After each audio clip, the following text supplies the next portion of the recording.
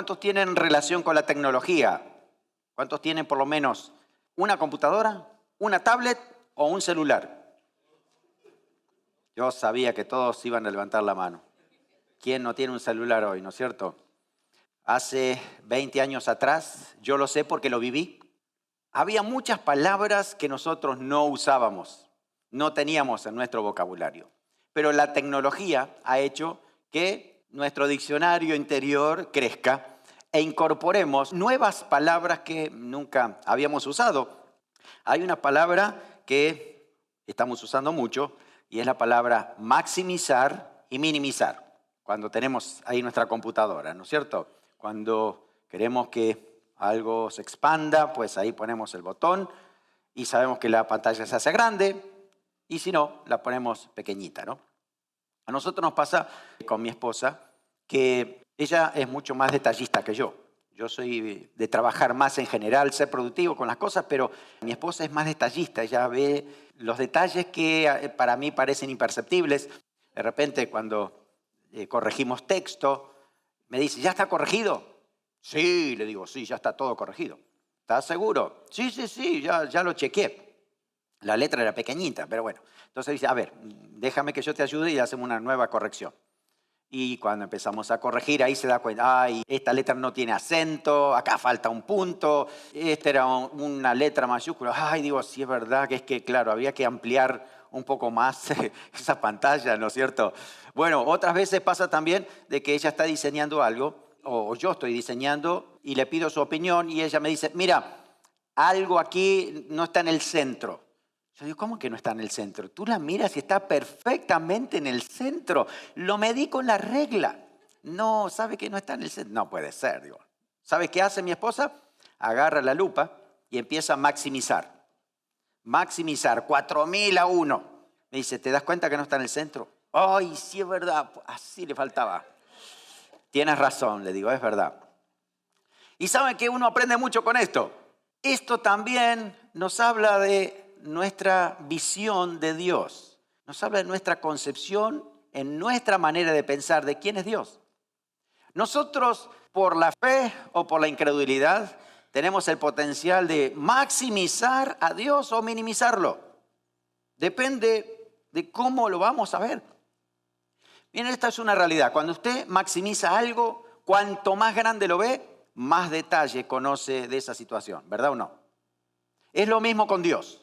Cuando más grande lo ve a Dios, cuando usted maximiza a Dios, cuando usted cumple lo que dicen los salmos, cuando dice, engrandece mi alma, tu nombre, sea Dios bendito y engrandecido, el Altísimo. Cuando hablamos de el Dios grande, lo estamos maximizando. Estamos diciendo lo grande que es Dios. Maximizar es aumentar, llevarlo al máximo. Minimizar es empequeñecer, es quitar la importancia, es reducirlo, es disminuir a un grado mínimo, ínfimo. A veces nos pasa esto con Dios. Empezamos a minimizar a Dios, porque la duda, la incredulidad, y uno ve la situación y el problema, y empezamos a decir, ay, yo no sé si el Señor estará acá. Y esto nos lleva a cada vez minimizar más a Dios. A tal punto lo minimizamos que solamente aparece como un ícono en nuestra vida. ¿Me entiende lo que quiero decir, no? Un ícono. ¿Y saben qué? Dios no es una app que uno dice, ah, sí, acá tengo al Señor. Ay, sí que lo necesito al Señor. ¿Dónde estaba? Acá está. Necesito a Dios. Ahí está. Si es así, he minimizado muchísimo a Dios. Ya ni conozco su grandeza. No sé quién es Él. Estoy mirándolo a Dios reducido. A tal punto de que las grandes proezas de Dios, los grandes milagros de Dios, no aparecerán porque yo no lo voy a ver. Pero hay personas que pueden maximizar a Dios. Pueden decir, qué grande que es Dios en mi vida. El otro día alguien me dijo, pastor, el otro día un pajarito me habló acerca de Dios. Wow, digo, sí que es un detallista, ¿no es cierto? Ahí ve hasta el pequeño detalle donde Dios está hablando. Señor le habló por una palabra en un versículo. Aleluya. Es que los detalles nos muestran la grandeza de Dios. Así que nosotros tenemos en nuestro corazón la disposición de maximizar o minimizar a Dios, depende de la visión clara que yo pueda tener. Nuestra forma de ver, nuestra visión, se parece mucho a un binocular. ¿Saben lo que es un largavista, un binocular? ¿No? Que usted se lo pone para ver de lejos. Si usted lo usa correctamente, lo que hace es maximizar su visión. Pero no sé si usted ha tenido esta experiencia muy simple. Si usted da vuelta el binocular y lo pone al revés, pone los vidrios grandes contra su ojo y los vidrios pequeños adelante, ¿qué sucede? Lo minimiza totalmente. Lo que parece normal se ve muy pequeño. Depende de la posición que usted ponga el binocular. Así sucede con nuestra vida espiritual. La fe nos lleva a ver a un Dios grande. Pero la incredulidad y la duda nos lleva a ver a Dios cada vez más pequeñito. Va a depender de nosotros porque Dios sigue siendo grande. A Dios no lo reduce nuestra mirada ni nuestra visión. Dios es grande. El problema es cómo yo lo miro, cómo yo lo percibo, cómo veo la mano de Dios obrando en mi vida, en mi familia, en la iglesia, en el mundo, cómo Dios está trabajando. El pueblo de Israel tenía que encontrar esta visión y resulta ser que en un momento ellos estaban listos, el pueblo de Israel estaba listo para entrar a la tierra prometida, después de haber salido de Egipto, haber ido por el desierto, reciben la ley de Dios en el monte Sinaí y se encuentran justo frente a Canaán. Y Dios le dice, pues bueno, están listos, ahora pueden entrar a la tierra de Canaán. Entonces dice que mandemos espías. Y mandaron 2 espías para allá. Y resulta que van, pero van con el binocular dado vuelta. En vez de ver la grandeza de Dios, vieron todo reducido, diminuto en sus vidas a un Dios pequeño y vieron otra realidad distinta. Compartamos Números, capítulo 13. Vamos a leer desde el versículo 31 hasta el versículo 33. Números, capítulo 13, versículo 31 al 33. Dice así.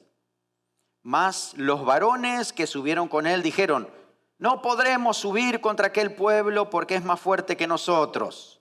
Y hablaron mal entre los hijos de Israel de la tierra que habían reconocido, diciendo, la tierra por donde pasamos para reconocerla es tierra que traga a sus moradores. Y todo el pueblo que vimos en medio de ella son hombres de gran estatura, porque vimos allí gigantes, hijos de Anac, raza de los gigantes, y éramos nosotros, a nuestro parecer, como langostas, y así les parecíamos a ellos. Noten ustedes lo que pasa con Israel aquí. Estos espías que tenían que ir a reconocer la tierra, pero no tenían que dar su opinión, tenían que ir a ver cómo era, hacer una descripción objetiva y traer el mensaje al pueblo. Pero ellos vieron con incredulidad. No vieron al Dios grande, más grande que las personas. Vieron mal. Su visión había sido distorsionada por la falta de fe. Y eso fue trágico. Trágico porque el pueblo no pudo tomar la conquista en ese momento y tuvieron que dar vuelta en el desierto por 40 años. Hasta que apareciera una nueva generación que le crea a Dios. Lo que Dios pedía era que le crean. Que sepan que la promesa la da Dios. No la hacemos nosotros. ¿A cuánto el Señor le ha dado una promesa? ¿Está seguro que fue Dios? Cuando Dios da una promesa, Él dice que la cumple. Entonces uno descansa en fe por lo que Dios habla, no por lo que nosotros decimos. Así que cuando Dios habla, uno se mueve y le cree al Señor porque sabe que Dios va a obrar. Aquí vamos a aprender, hermanos, algunas cosas bien importantes acerca de nuestra visión. Cómo ver las cosas. Es muy importante porque Dios no funciona con visiones humanas. Dios no funciona como lo puede ver el mundo. Hoy por hoy hay situaciones que realmente nos molestan a aquellos que amamos a Dios y sabemos quién es Dios. Presentaron un libro que en inglés decía, God is not great. Wow, qué duro eso, ¿no? Y uno cuando sabe que Dios es grande, ¿cómo hago para defenderlo, no? Bueno, Dios no necesita defensa, pero nosotros tenemos que proclamar un Dios grande, Y así aparece este sistema. Para ellos, Dios debería salir de la escena. Otro libro dice que el gran problema de Estados Unidos es la religión cristiana. Dios es grande. Aunque escriban libros, aunque haya una influencia de esta comunidad contra Dios, uno sabe que Dios es grande. Pero tenemos que saber cómo funciona Dios, cómo trabaja Dios. Dios hace las cosas de manera distinta como lo hace el sistema del mundo. Quiero darle unos principios espirituales que van a incidir en nuestra forma de ver las cosas, en nuestra visión. ¿Cómo poder ver a Dios grande, no pequeño? ¿Cómo tener a Dios al máximo en nuestra vida espiritual? Mirándolo al máximo, decir cuán grande es Dios y nunca minimizar a Dios. En primer lugar, hay algo que tenemos que aprender, hermanos. Las medidas de Dios son diferentes a las medidas físicas y humanas. Lo que nosotros medimos, humanamente hablando, es muy distinto de lo que Dios mide. ¿Cómo Dios ve las cosas? Para el infinito Dios, el tamaño no importa. El pueblo de Israel estaba viendo personas muy altas y que ellos tenían que batallar. Enormes, imposibles de derribar. Y se habían olvidado que era Dios el que les había dicho, yo estoy con ustedes. Para Dios, que Dios es tan grande y es infinito, los gigantes no existen, son pequeñitos, son hormiguitas para Dios. Dios con un dedo puede quitar a un gigante inmediatamente si nosotros ponemos nuestra fe en el Señor. Jeremías 20:11, él dice, mas Jehová está conmigo como poderoso gigante. Jeremías podía tener la visión correcta de Dios. Él decía, Dios es mi poderoso gigante. Yo lo veo a Dios gigante, no pequeñito, no es un ícono, no es un app. Dios es grande, es tremendo lo que hace el Señor. Ahora, la visión te tiene que llevar a ver ese Dios grande. Los problemas no pueden ser nunca más grandes que Dios. Las situaciones adversas que podemos enfrentar no son de un tamaño que Dios no puede hacer nada por ellos. No sé cuáles son tus situaciones y las pruebas, dificultades que puedes estar pasando, pero tienes que saber que Dios es más grande que todo lo que te está pasando. Dios tiene poder para obrar en el tiempo perfecto de Dios y traer gloria a su nombre con esto. También, para Dios el tiempo es relativo. ¿Saben lo que dice la Biblia en 2 de Pedro 3:8? 1000 años son como un día. A veces estamos esperando por algo, hemos orado y estamos a la espera, a la expectativa de lo que Dios va a hacer. Y a veces creemos que va a ser en una semana. Y resulta que a veces Dios se toma un tiempo y a veces se toma un año. ¿Cuánto es un año, no? ¿Cuánto? ¿Cuánto es para nosotros cuando queremos una respuesta inmediata? Un año. Pero díganme ustedes, pensando en la eternidad de Dios, ¿qué es un año? ¿Cuántos podríamos llegar a vivir nosotros? ¿80, 90? Un año. A veces nosotros nos olvidamos lo que hicimos en un año. Pero la cuestión es esto. Para Dios, los tiempos los maneja de manera distinta. Lo que a nosotros nos parece mucho tiempo, para Dios no es nada. Y a lo que a nosotros nos parece corto, Dios dice, no, necesitamos más tiempo para esto. Los tiempos los maneja Dios. Dios sabe cómo hacerlo en el tiempo perfecto. ¿Saben que también la cantidad de personas para Dios es relativa? A veces con poca gente Dios hace mucho más, con mucha gente que está desenfocada. Para Dios es preferible un ejército de 300 personas que obedecen a Dios que 1.000.000 que hacen lo que ellos quieren. Trabajando unidos, aquellos que se conectan con el Señor, Dios hace cosas extraordinarias. De hecho, Dios le dijo al gran ejército que tenía Israel que lo reduzca, son muchos, sobran para las batallas espirituales. Con 300, Gedeón logró la victoria contra miles y miles que venían contra ellos. Y solo tienen que pararse, ¿se acuerdan de la historia? Con una antorcha. Y Dios obraba y se mataron entre ellos.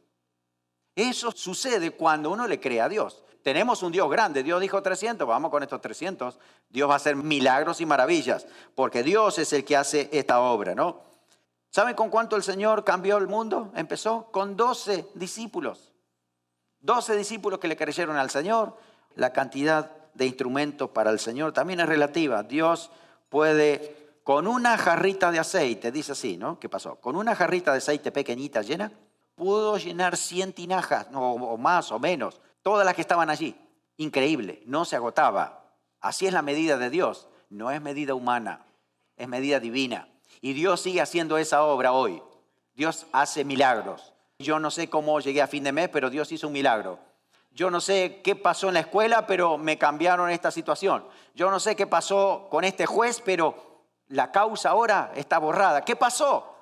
No son medidas humanas, son medidas divinas. Dios trabaja de manera diferente. Por eso nuestra fe debemos depositarla en Dios, porque Dios sabe lo que hace. Dios es grande, así que la medida de Dios es la que cuenta, no las humanas. No desesperes por el tiempo, por la cantidad de personas, por las cosas que falten. ¿Saben qué también? La cantidad de dinero para Dios es relativa. Dios puede hacer mucho más con 2 pennies de una viuda que con millones de dólares de ricos, orgullosos y soberbios que no bendicen a Dios. ¿Cuántos creen eso? Sí. Para Dios no importa, porque Él mismo dice que mío es el oro, mía es la plata, así que Dios tiene control de eso también. Los precios para Dios es relativo. Los hombres ponen precios. Dios tiene el control de todo. También para Dios vale más una vida humana que todo el oro del mundo. Por más que uno se esfuerce por tener mucho dinero, por conquistar cosas, la verdad de Dios es esta. Para Dios vale más una persona que todo el dinero que pueda tener una iglesia. Si nosotros trabajamos por un edificio, pero un alma se pierde por ese edificio, eso no está bien. Porque nosotros trabajamos para ganar almas para Cristo, para formarlas en Él, en la palabra, porque para Dios cuenta más un alma que todo el dinero del mundo. Si Jesús hubiera muerto en la cruz solo por ti, para Él valdría la pena. Así fue como lo sintió y como lo hizo. Por eso la medida de Dios, cómo Dios ve las cosas, son muy distintas a cómo la vemos nosotros. Debemos verlo a Dios y saber que Él es grande. Por lo tanto, Él sabe controlar todas las cosas, sabe cómo hacerlo. En segundo lugar, el modus operandi divino, la forma de actuar de Dios en la conquista de una promesa, es diferente al sistema del mundo. Si usted trae cómo funciona el mundo para hacer la obra de Dios y para ver el milagro de Dios, se va a equivocar. Porque Dios trabaja de una manera muy diferente.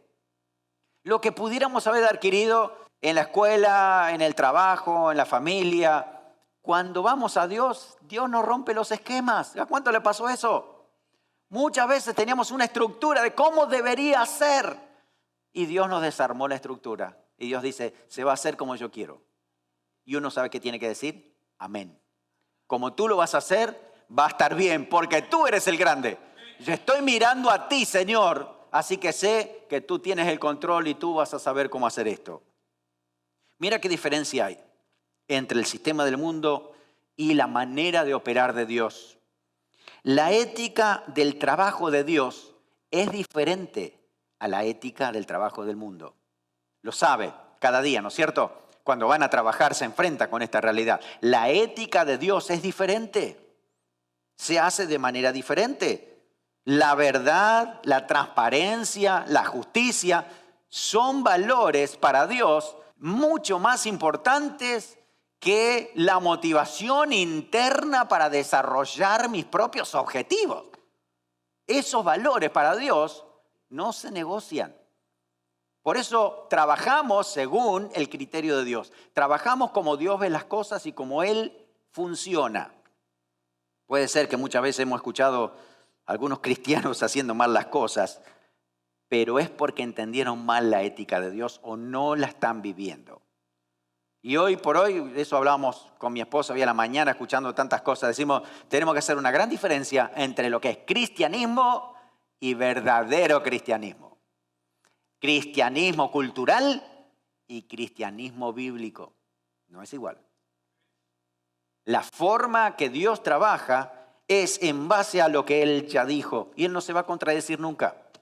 Así que nosotros ajustamos nuestra ética de trabajo a lo que Dios dice. No tengas miedo a perder tu trabajo, ¿saben? Porque Dios respalda al que vive de acuerdo a su ética. Si Dios te dio un trabajo y tienes que dejarlo porque te están quebrando la ética de Dios, yo te digo, cree en el Señor y Dios tiene un trabajo mejor. ¿Sabe por qué lo digo? Porque hay muchos amén aquí que dicen amén, el Señor hizo eso conmigo. Pero cuando uno empieza a cambiar los valores, ya Dios no está en el asunto, ¿saben?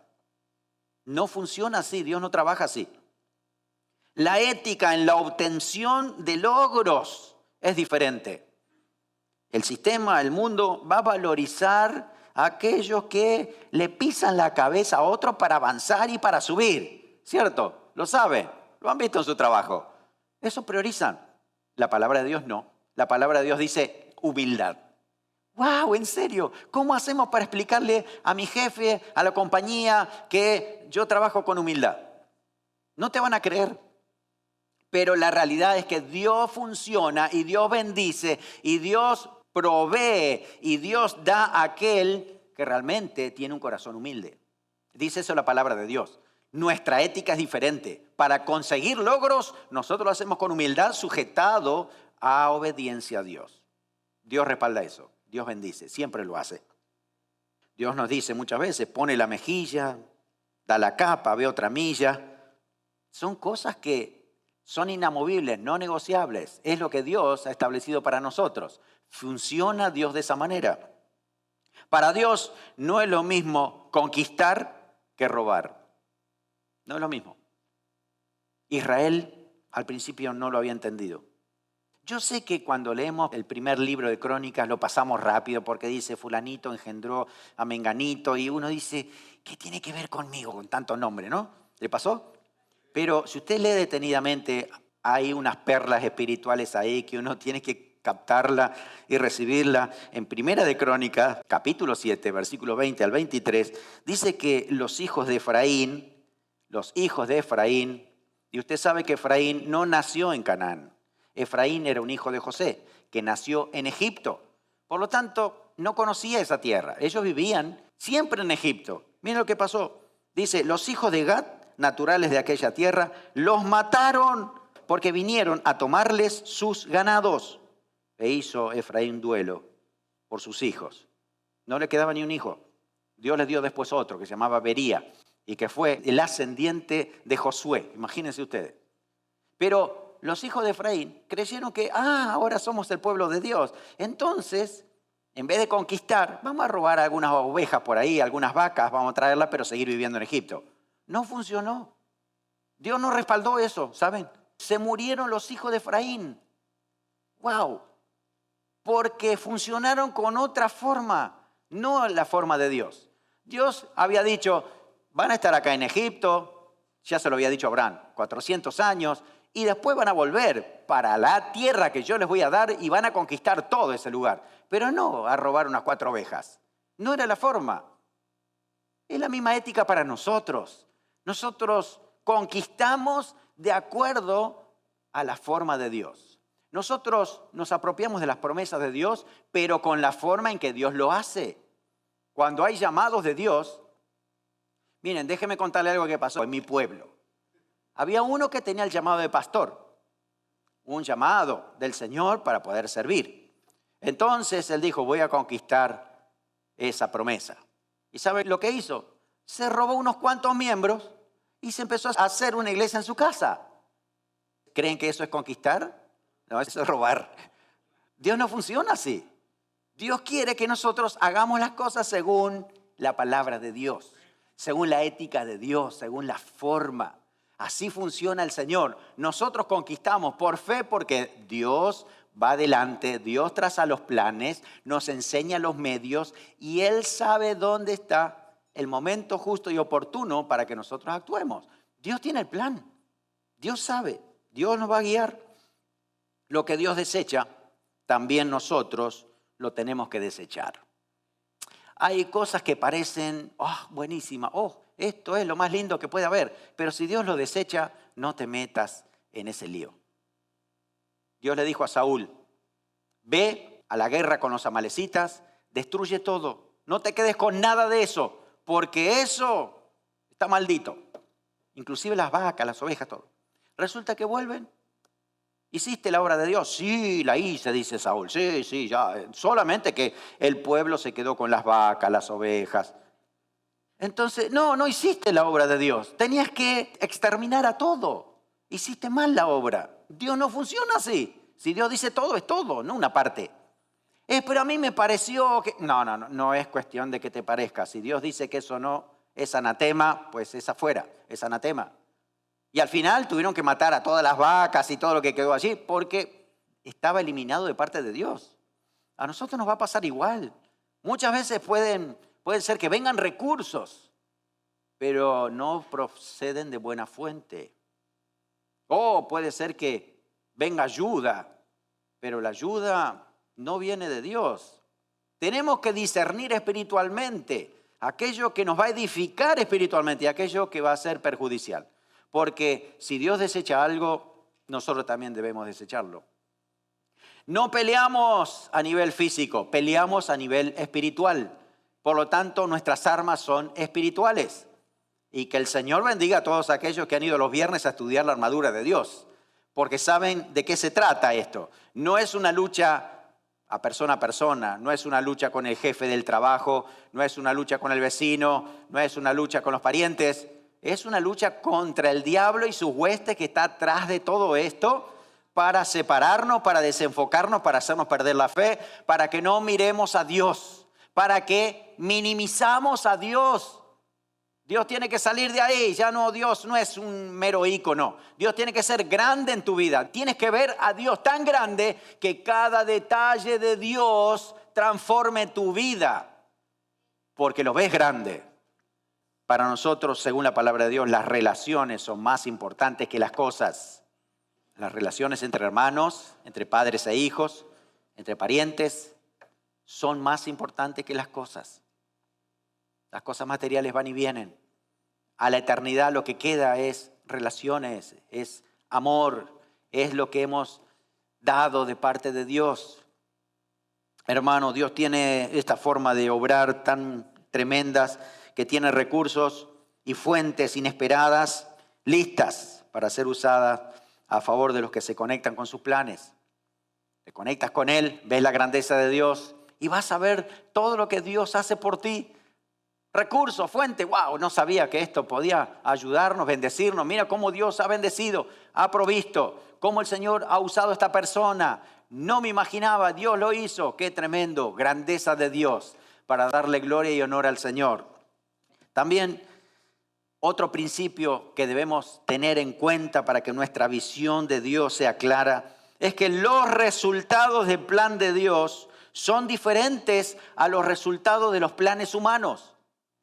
Dios, cuando ve el resultado, lo mide y lo ve de una manera distinta a como nosotros lo podemos ver humanamente hablando. Por eso muchas veces uno dice, ¿qué quiere Dios con esto? No, fíjate de qué se trata el resultado. ¿Qué es lo que Dios quiere lograr realmente con esto? No midas físicamente y cuantitativamente. Mide lo que Dios quiere que nosotros midamos. Cuando nosotros humanamente sumamos o restamos, ¿sabe lo que hace Dios? Dios multiplica. 1 más 1 para Dios no es 2. La matemática de Dios es distinta a la nuestra. Dios hace cosas tremendas. 1 más 1 pueden ser 10 millones. Donde comen 2, comen 3. ¿Eso lo dice la Biblia? No. Eso lo dice la abuela, el tío, ¿no es cierto? El que se invita dice eso. Donde comen 2, comen 3. Pero eso no es una cuenta de Dios. Donde comen 2, comen 3, lo que comen 3, comen menos, ¿no es cierto? Ay, sí, está bien, compartimos, pero no es igual. Mire, para Dios, con 5 panes y 2 peces, comen 5,000. Imagínense. Por eso es que los números para Dios son distintos. Dios funciona de otra manera. Por eso trae gloria a Dios. Las batallas las ganan los dependientes de Dios, no los que dependen de su propia fuerza y sabiduría, los que dependen de Dios. Y esa dependencia muchas veces te va a ir a llevar a morir a tu propio yo, morir a tus propios deseos, para que Dios haga nacer nuevos deseos en ti, que vengan de Él. Hay una nueva persona dentro de nosotros, el nuevo hombre, la nueva mujer, que tiene que ser formada de acuerdo al Espíritu Santo. Dios trabaja con esto. Hermano, los procesos de Dios son más importantes que los resultados. Muchas veces el resultado de Dios fue el proceso. Sí, El proceso era formarme a mí. Y después llegó el resultado, pero lo importante era formarme a mí. Lo que Dios ve en el resultado no es lo que se puede colocar en estadísticas, en currículum. Esos números a veces para Dios no dicen nada. Tiene que ver entonces con el resultado espiritual en nuestras vidas. Y muchas veces vamos a ver esto. Si tenemos la visión de un Dios grande, un Dios poderoso para nuestra vida, nuestra familia, nuestra iglesia, lo que Dios quiere hacer en medio nuestro, vamos a ver lo que Dios quiere ver. Dios quiere ver más fe en nuestras vidas, corazones cambiados, transformados por Él, voluntades sometidas a Dios, dependencia del Espíritu Santo y mayor gloria a su nombre. Dios quiere traer eso en nuestras vidas, formarnos para usarnos como instrumento en su mano. Dios puede hacer cosas tremendas con aquellos que dependen de Él, que le creen al Señor y que quieren ver a Dios grande, que se pusieron bien los binoculares y dicen, vamos a darle al Señor lo que se merece, vamos a verlo como Él es, vamos a verlo grande y poderoso. ¿Saben que en el pueblo de Israel no pudieron entrar porque no tenían esa visión? Tenían el binocular puesto al revés. Veían todo minimizado. Parecemos langostas, decían. Miren, esto es una realidad. Cuando uno tiene la visión minimizada de Dios, también tiene una visión minimizada de ti mismo. Porque Dios es el que va a obrar a través de ti. Y si el Dios que tienes es pequeño, no puedes hacer nada. ¿Sabe lo que dijo Jesús? Separado de mí, nada podéis hacer. Cuando tenemos una visión grande de Dios, entonces podemos saber que Dios nos llena de fe, podemos avanzar, podemos crecer, podemos decir, vamos para adelante, familia, el Señor está con nosotros, Dios quiere guiarnos, como iglesia Dios quiere llevarnos a una nueva etapa. Estamos creyendo en el Dios grande y poderoso. Gracias a Dios había 2 personas que le creyeron a Dios. Josué, descendiente de un tal Bería, que si no fuera por él no vería nada, pero Dios fue misericordioso sobre Efraín y él fue el que conquistó ahora y lleva al pueblo de Israel a conquistar. Qué tremendo eso.